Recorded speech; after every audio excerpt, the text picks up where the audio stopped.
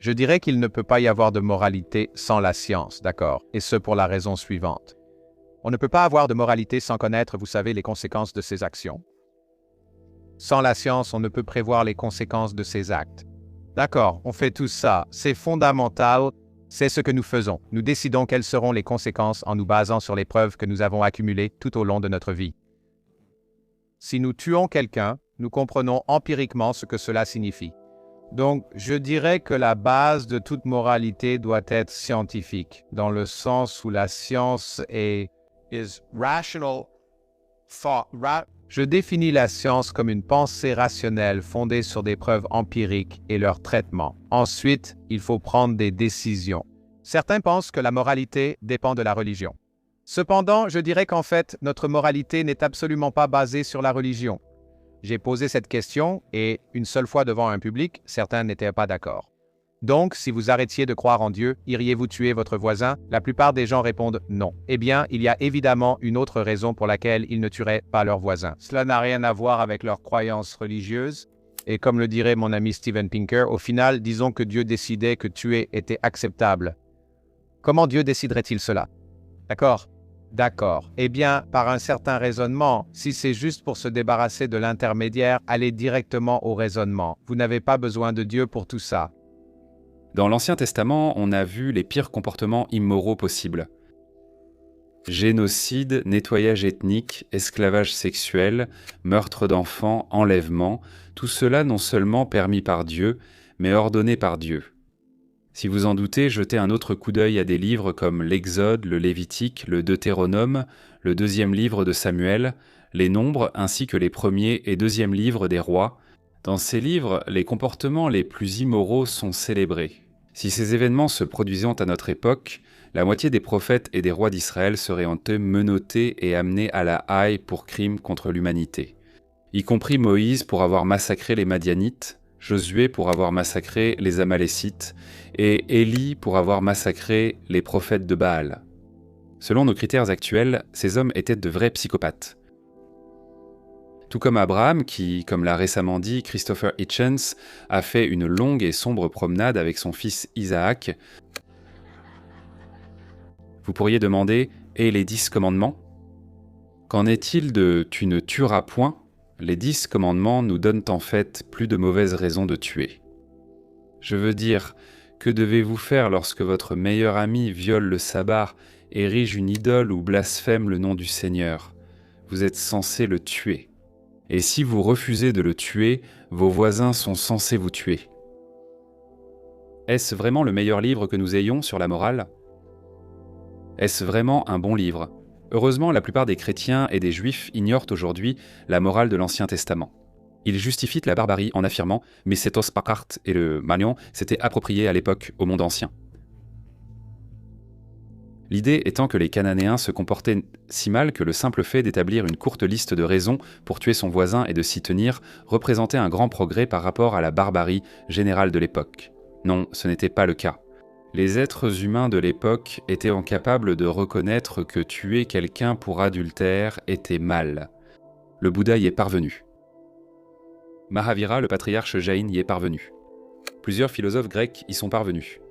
Donc les juifs et les chrétiens se mentent simplement à eux-mêmes lorsqu'ils parlent des obstacles à la moralité qui prévalaient au siècle avant J.C. Et l'autre chose à remarquer, c'est que rationaliser la barbarie que l'on trouve dans l'Ancien Testament la rend simplement sans importance. Cela ne rend pas ces livres moralement sages. C'est vraiment un maigre compliment, si le mieux que l'on puisse dire d'une grande partie des Écritures, c'est qu'on peut désormais les ignorer sans danger. La Bible dit que Dieu est bon, mais si vous enlevez les lunettes de la foi et que vous lisez simplement la Bible, vous verrez que ce n'est pas vrai. Ce livre est moralement dépravé. Lisez-le vraiment. Si vous prétendez être une bonne personne, ce livre devrait vous embarrasser. Il devrait vous dégoûter. Il est évident que le Dieu mâle alpha de ce livre reflète les peurs, l'ignorance, le territorialisme, l'arrogance des Israélites patriarcaux qui voulaient préserver leurs biens, y compris leurs femmes et leurs esclaves. Le Dieu qu'ils ont inventé est un mari abusif qui contrôle sa femme, les Israélites, par des menaces et par la violence. c'est dans la Bible. Maintenant, et malgré ce que les chrétiens en disent, le Nouveau Testament n'est pas assez bon pour faire de la Bible un fondement fiable pour la morale. En fait, une grande partie du livre est une source d'embarras pour quiconque prétendrait qu'il s'agit d'un livre moral, et encore moins d'un livre parfaitement moral. Nulle part cela n'est plus clair que sur la question de l'esclavage.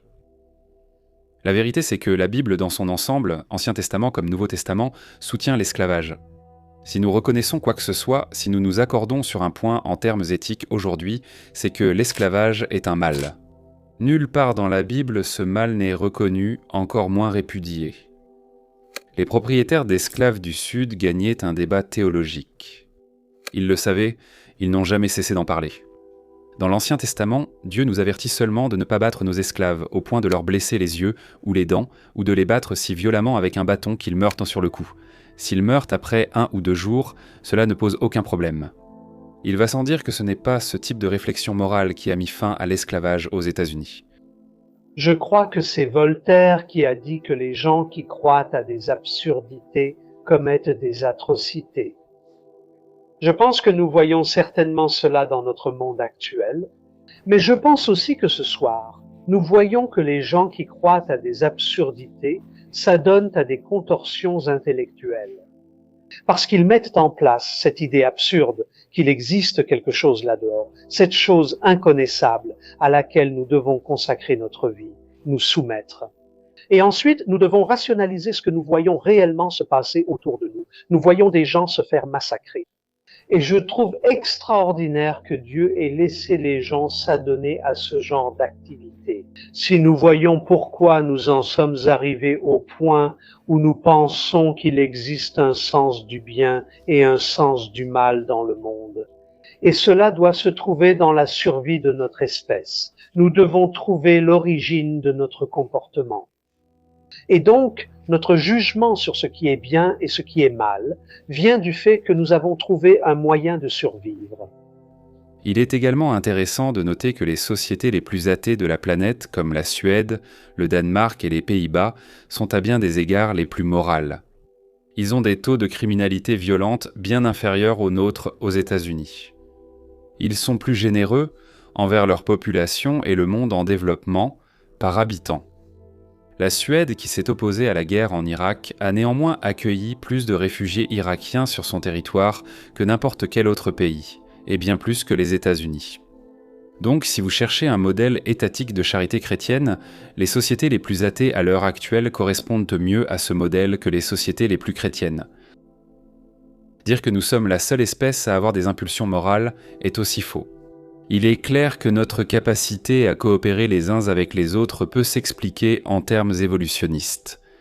Je veux dire, les chimpanzés, avec lesquels nous partageons 99% de notre ADN, trouvent la vie émotionnelle des autres contagieuse, tout comme nous. Ils souhaitent se réconcilier après des disputes et se réconforter mutuellement. Les chimpanzés sont même morts en essayant de sauver d'autres chimpanzés de la noyade. Ils réagissent mal aux situations jugées injustes, comme une répartition inégale de la nourriture. Étant donné à quel point tous les primates sont grégaires, il n'est pas surprenant que l'évolution ait favorisé une variété de préoccupations éthiques et d'instincts sociaux. Je pense que les religieux ont raison de croire que notre moralité n'est pas seulement le produit de la culture.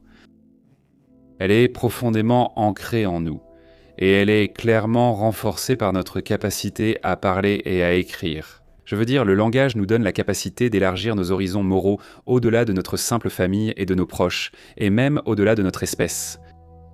Mais il faut aussi souligner que le langage renforce également notre haine et notre stupidité de façon remarquable. Nous sommes, à ma connaissance, la seule espèce capable d'abandonner la recherche médicale qui sauve des vies, de diaboliser les homosexuels ou de faire s'écraser des avions contre des bâtiments, simplement à cause de ce que nous nous disons sur Dieu. Le fait fondamental sur cette question de la moralité, c'est que nous décidons de ce qui est bon dans nos livres sacrés.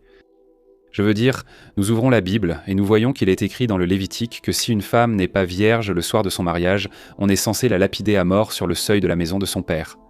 Nous choisissons de rejeter cette perle de sagesse ancienne. Et ensuite, nous choisissons de mettre l'accent sur quelque chose comme la règle d'or. Ainsi, le garant de notre moralité se trouve dans notre cerveau, pas dans nos livres.